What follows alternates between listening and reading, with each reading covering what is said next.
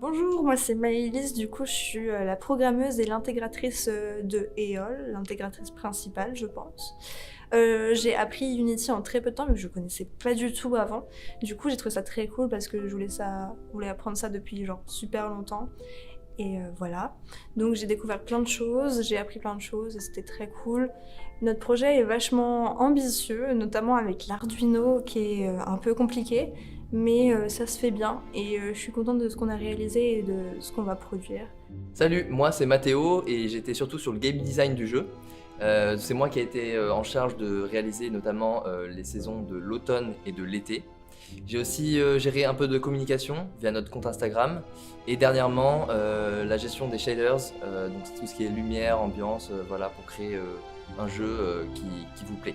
Pour créer EOL, on s'est pas mal inspiré de jeux comme Gris, que vous reconnaîtrez sûrement, Limbo, Ori ou encore Alto Odyssey, Journey, qui nous ont permis de chercher des styles et de trouver le nôtre, qui est donc un peu crayonné, un peu d'aquarelle, pour créer un monde coloré, avec des ambiances particulières selon les saisons, etc.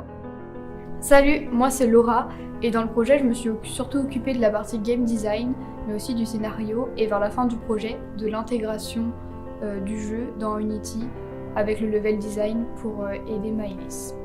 On a passé beaucoup de temps sur les assets du jeu, donc les assets c'est tous les éléments du décor car on trouvait que c'était important vraiment que ce soit contemplatif et que l'utilisateur ait une expérience agréable au niveau du design. Ça a pris un peu de temps à démarrer, à savoir où est-ce qu'on allait. Dans le projet, ce qui m'a plu, c'est donner vie au décor d'EOL et de commencer à voir que le jeu se construit petit à petit. C'est vraiment agréable, c'est vraiment concret.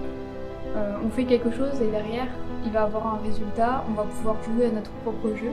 Donc salut, moi c'est Ulysse, le responsable immersion de Elixir Project. Donc moi d'habitude je m'occupe beaucoup de la partie game design, mais cette fois j'ai voulu explorer d'autres facettes du multimédia.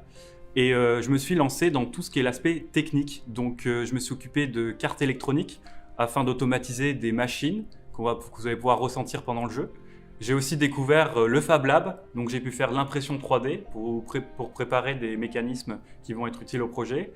Voulant devenir motion designer, bien sûr, je me suis aussi penché sur l'animation du projet. J'ai fait les cinématiques, donc les trailers, aussi le making-of, c'est moi qui m'en occupe.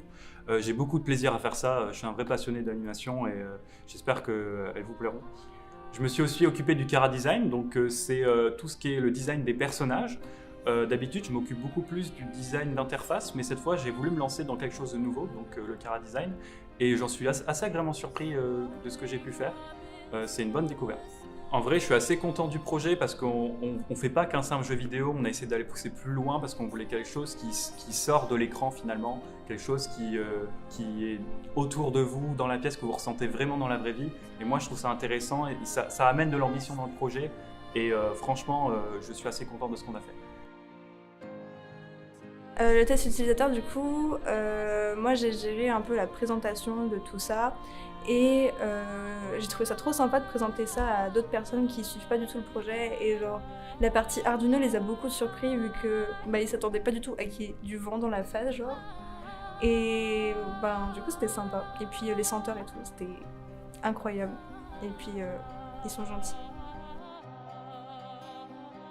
Dans EOL les saisons perdues, on a donc les Crooks qui ont réalisé une très mauvaise action, qui ont volé un bout de soleil toujours dans leur recherche de plus d'énergie. Donc on peut voir un peu une métaphore des humains qui en veulent toujours plus, qui sont toujours dans la croissance infinie alors que ce monde est fini, on le sait. Et malheureusement du coup tout le monde perd ses couleurs et ses saisons du coup.